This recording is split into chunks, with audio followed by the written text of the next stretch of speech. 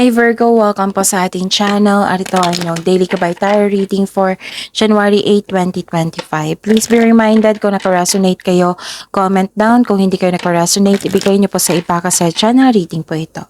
This is for you Virgo ngayon January 8, 2025.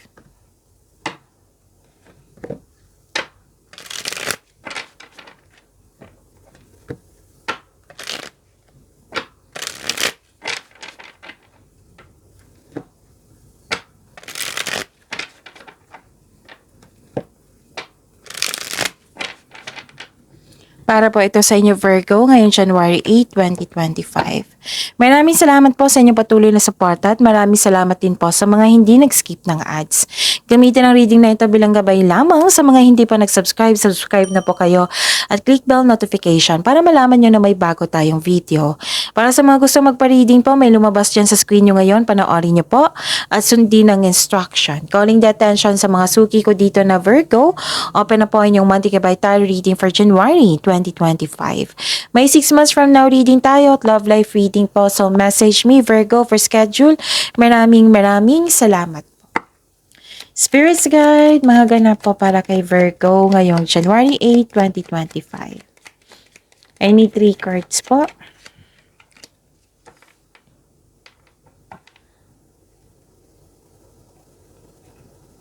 Ayusin ko lang yung kortina ha. Saglit lang po. Para kay Virgo.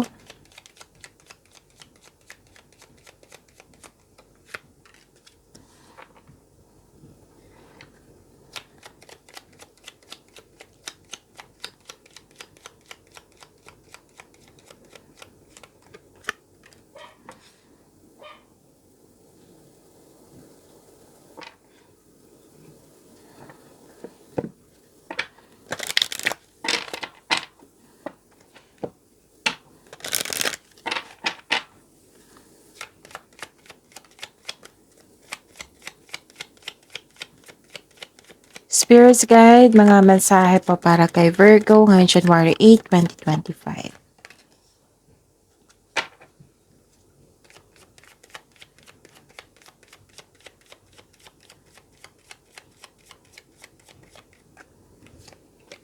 Okay, Virgo. Ngayon January 8, 2025, love is blooming. Nag-self-care kayo, ilagaan yung sarili nyo, may bagong pasok sa relasyon, bagong connection, pwede nagkaroon ng panahon sa love life. Okay, love is blooming, affection, attraction, yes, romance, nakikita ko dito. May influence ng isang lalaki sa araw na ito. Pwedeng siya yung nabigyan ng happiness sa iyo or sakit ng ulo. Nakita ko dito na stop overthinking, Virgo, kasi hindi ito makatulong sa iyo. So, stop overthinking, okay? So, you are learning all aspects of spiritual connection and reaching new heights. And choose to follow the path of forgiveness and raise your vibration. Spirits Guide, ano po yung energy ni Virgo ngayong January 8, 2025?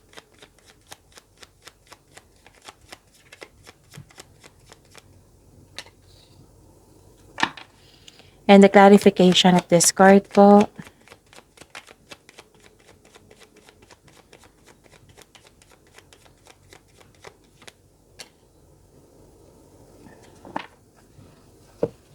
Sa mga may oras dyan, kung gusto nyo po, panoorin nyo po yung 2025 tarot reading nyo buong taon from January to December 2025. That is 12 months. Bawat buwan may love, career, and money reading uploaded noong December 16, 2024. Hanapin nyo po sa channel natin. Scroll down nyo lang po hanggang sa makita nyo po.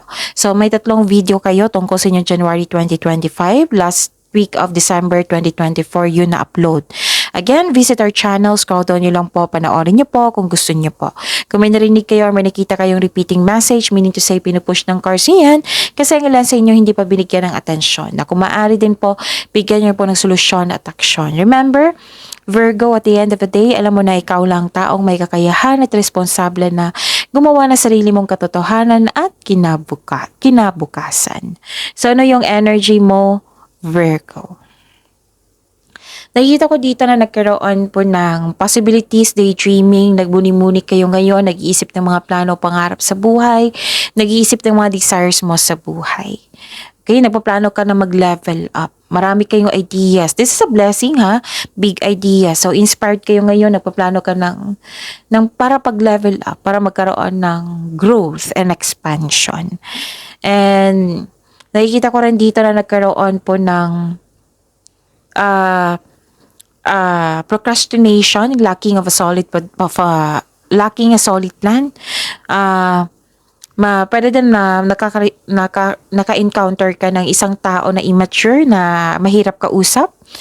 Nagkaroon ng frustration kasi walang progress yung proyekto mo, kaya nga nag-iisip kayo dito na para magkaroon ng growth and expansion. So if you want to see the results, build concrete plan without rushing. Okay? Spirits Guide, kayo and money po ni Virgo ngayon, January 8, 2025.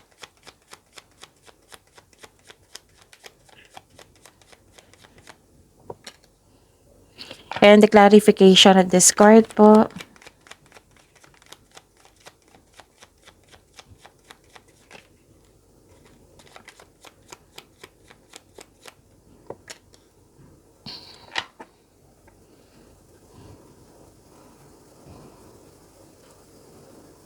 Okay, so career and money nyo po, nagkaroon po ng marami kang iniisip na bagong idea. So, dalawang card na nagsabi dito na maraming ideas. So, this is a blessings. Marami kang naisip na bagong ideas para sa ikakabuti na yung negosyo, trabaho man, at kaperahan. So, yun. Ang ganda nito. At, pwede din may tuto sa inyong desisyon. Oo, mag-ingat kayo sa taong maluloko or self-centered na tao. May toxic na tao dito na lalaki. Oh, lumabas may lalaki dito, 'di ba? May lalaki dito. So maaring siya yung pwede din walang kasarian ito, pero mas nangibabaw yung energy ng isang lalaki dito na mahirap siya kausap. Mabilis siya mag-react, defensive po siya na tao. Spirits Guide, love life, self-love, partnership, and romance ni Virgo ngayon January 8, 2025.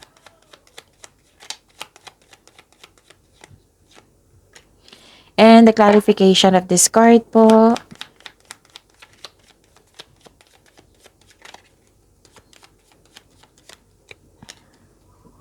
Maraming salamat po sa patuloy na tiwala, suporta sa ating channel. At maraming salamat din po sa mga hindi nag-skip ng ads. Okay. Nakikita ko dito, you're slowing down, nag-exercise ka sa patience kasi may delay. Delay sa hinihintay mo, delay sa travel, delay sa paggawa ng desisyon kasi may tutol. Okay? So, yun. Itong delay na ito, they are divinely timed to highlight an important realization. Something you need to recognize bago ka magpatuloy sa iyong gawain. So, yun. Make yourself busy habang hinihintay niyo po ito. Okay? Sabi po ng card. And, nakikita ko rin dito na nagkaroon po ng disappointment. Okay? May disappointed, tapos iwasan maging ma-stress.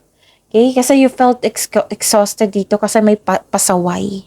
May toxic na tao na nabibigay ng stress sa iyo.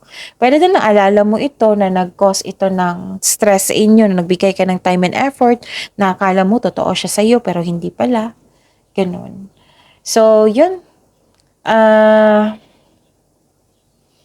Kung may kakilala kayong buntis, sabihan nyo siya, magpa-check up sa doktor kung kailangan po, okay? Kasi nakita ko dito na may buntis or magpaplanong magbuntis. Yan, magpa-check up po sa doktor kung kailangan. Yun. May pagsisisi dito kasi nag-invest ka ng time, effort sa isang tao na na hindi pala totoo sa iyo. Yung binigay mo na lahat pero hindi pala siya totoo sa iyo. Ano pa? Okay. I see. Nakikita ko rin dito na nagkaroon po ng ang lakas ng energy dito ng isang motherhood. Mother figure, motherhood, grupo ng tao, family, and children. It might be nagkaroon kayo ng panahon sa inyong family. Okay, so pagyamanin niyo po yung blessings na binigay sa inyo, Virgo. See you tomorrow. Please like, subscribe, and click po button for notification para updated po kayo sa daily tarot reading natin. Maraming salamat.